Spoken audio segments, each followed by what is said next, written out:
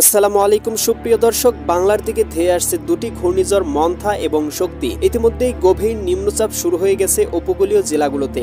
আগামী 29 মে বৃহস্পতিবার থেকেই কিন্তু শুরু হয়ে যাবে বঙ্গোপসাগরের তৈরি গভীর নিম্নচাপ ও ঘূর্ণিঝড় মন্থার তাণ্ডব। আগামীকাল থেকেই দেশের বিভিন্ন অঞ্চলে শুরু হতে যাচ্ছে বৃষ্টিপাত, নিম্নচাপ, বজ্রপাত ও তীব্র ঝড়ো হওয়া। এদিকে উপকূলীয় অঞ্চলগুলোতে দুর্যোগ মোকাবেলায় কাজ করে যাচ্ছে জেলা প্রশাসন। স্থাপন করা হয়েছে 870টি আশ্রয় কেন্দ্র, 8টি কন্ট্রোল রুম এবং গঠন করা হয়েছে মেডিকেল টিম। এছাড়াও বিচ্ছিন্ন চরাঞ্চলের বাসিন্দাদের নিরাপদ স্থানে সরিয়ে আনার ব্যবস্থাও নিয়েছে প্রশাসন। উপকূলীয় জেলাগুলোতে আকাশ মেঘাচ্ছন্ন থাকার পাশাপাশি মেঘনা নদীতে বেড়েছে পানি। বর্ষার আগমন শুরু হয়ে যাবে আগামী কয়েকদিনের মধ্যেই। ইতিমধ্যে দেশে মৌসুমী বায়ু প্রবেশ করেছে। এইমাত্র পাওয়া আবহাওয়ার গুরুত্বপূর্ণ ঝড় বৃষ্টি ও নিম্নচাপের আপডেটে আপনাদেরকে স্বাগতম। সুপ্রিয় দর্শক, ঘূর্ণিঝড় মন্থার প্রভাবে অনেক ভয়াবহ আকারে ক্ষয়ক্ষতির সম্ভাবনা রয়েছে প্রিয় দর্শক, এমনটাই জানান দিচ্ছে আবহাওয়া অধিদপ্তর। ঘূর্ণিঝড় মন্থার প্রভাবে বাংলাদেশের দক্ষিণ পশ্চিমাঞ্চল, বিশেষ করে খুলনা, বরিশাল, চট্টগ্রাম বিভাগের উপকূলীয় এলাকাগুলোতে কিন্তু প্রবল আকারে বৃষ্টি ও ঝড়ো হওয়া দেখা দিতে পারে। এছাড়াও ঢাকাসহ সারা দেশে অন্যান্য অঞ্চলেও বৃষ্টিপাতের সম্ভাবনা রয়েছে। আগামী কয়েকদিনের মধ্যেই অতিবৃষ্টির কারণে বন্যা পরিস্থিতি সৃষ্টি করতে পারে দেশের বেশ কয়েকটি জেলাগুলোতে। সুপ্রিয় দর্শক, আবহাওয়া অধিদপ্তর থেকে পাওয়া ঘূর্ণিঝড়, বৃষ্টিপাত ও নিম্নচাপের সম্পূর্ণ আপডেট জানাবো। আগামী 29 মে বৃহস্পতিবার দেশের আবহাওয়া কেমন থাকতে পারে এবং কোন কোন বিভাগ ও কোন কোন জেলাগুলোতে ঝড় বৃষ্টি, শিলাবৃষ্টি ও গভীর নিম্নচাপ হতে পারে তার পূর্বাভাস সম্পর্কে জানিয়ে দিব। তাই প্রিয় দর্শক, আপনারা কে কোন জেলা থেকে ভিডিওটি দেখছেন এবং আপনার জেলায় আবহাওয়ার অবস্থা কেমন কমেন্ট করে আমাদের জানিয়ে দিন। এবং প্রতিদিনের আবহাওয়ার গুরুত্বপূর্ণ আপডেট পেতে আমাদের চ্যানেলটিকে সাবস্ক্রাইব করে বেল আইকন অন করে রাখুন এবং এই ভিডিওটাতে একটি লাইক করে দিয়ে সম্পূর্ণ ভিডিওটি দেখতে থাকুন। বঙ্গোপসাগরের সৃষ্টি গভীর নিম্নচাপ এর প্রভাবে উপকূলীয় এলাকাগুলোতে আগামী 29 মে বৃহস্পতিবার থেকেই ধেয়ে আসতে চলেছে গভীর বৃষ্টিপাত ও ঝড়ো হওয়া। আরব সাগরের সৃষ্টি ঘূর্ণিঝড় শক্তি গতিবদল করে একই সাথে বাংলার দিকে অগ্রসর হচ্ছে। মে মাসের শেষের দিকে বাংলায় আছড়ে পড়তে পারে ঝড়টি।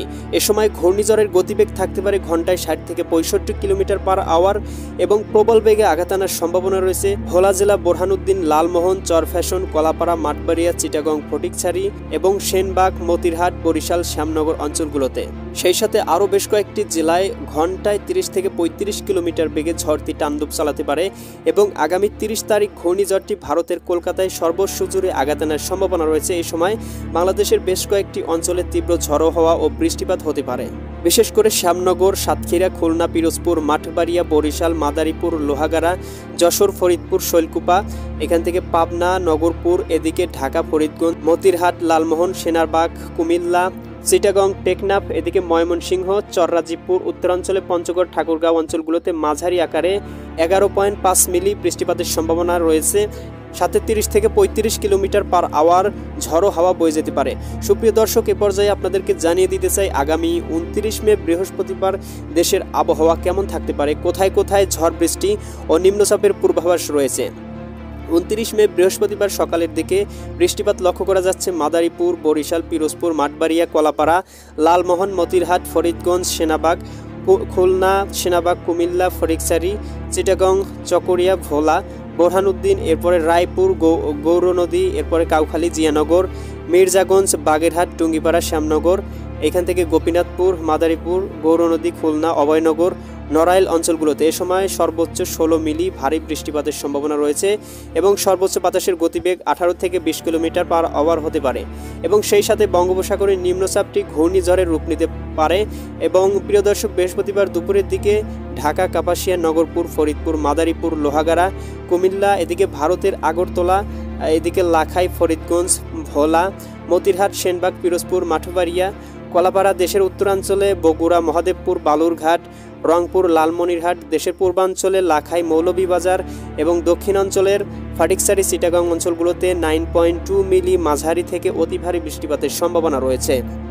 বাতাসের গতিবেগ থাকতে পারে ঘন্টায় 15 থেকে 30 কিলোমিটার পার আওয়ার এবং 29 মে বৃহস্পতিবার বিকেলের দিকে আবহাওয়ার বেশ কিছু পরিবর্তন লক্ষ্য করা যাচ্ছে। বিশেষ করে নিম্নচাপ প্রবল বেগে আঘাত এনেছে কলাপাড়া, লালমোহন, মতিরহাট, ফরিদগঞ্জ, মাদারীপুর, বরিশাল, পিরোজপুর, মাঠবাড়িয়া, খুলনা, লোহাগাড়া, সাতক্ষীরা, শ্যামনগর, চিটাগং, ফটিকছড়ি, সেনবাগ, ফরিদগঞ্জ, কুমিল্লা, টেকনাফ অঞ্চলগুলোতে এবং সেই সাথে পাবনা, শৈলকুপা, বালুরঘাট, ঘোড়ারঘাট, রংপুর, লালমনিরহাট, জলঢাকা, সৈয়দপুর, দেশের পূর্বাঞ্চলে লাখাই, এদিকে কুমিল্লা, সেনাবাগ অঞ্চলগুলোতে মাঝারি থেকে হালকা বৃষ্টিপাতের সম্ভাবনা রয়েছে এবং বাতাসের গতিবেগ থাকতে পারে ঘন্টায় 20 থেকে 25 কিলোমিটার/আওয়ার।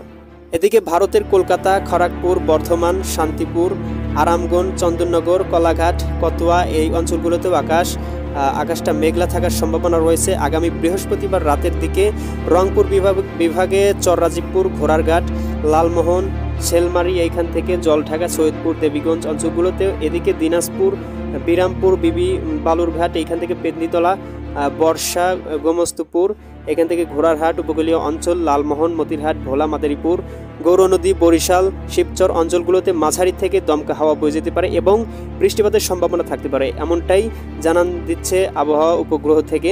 প্রিয় দর্শক, ঘূর্ণিঝড় মন্থা এবং শক্তির সম্পূর্ণ আপডেট জানতে চ্যানেলটি সাবস্ক্রাইব করে বেল আইকন অন করে রাখুন আর কমেন্ট করে জানিয়ে দিন আপনার এলাকার বর্তমান আবহাওয়ার অবস্থা কেমন। বন্ধুদের মাঝে শেয়ার করতে ভুলবেন না। আজ এখানেই বিদায় নিচ্ছি, দেখা হবে আবহাওয়ার গুরুত্বপূর্ণ নতুন কোনো এক আপডেটে। সবাই ভালো থাকুন, সুস্থ থাকুন, সতর্ক থাকুন। আল্লাহ হাফেজ।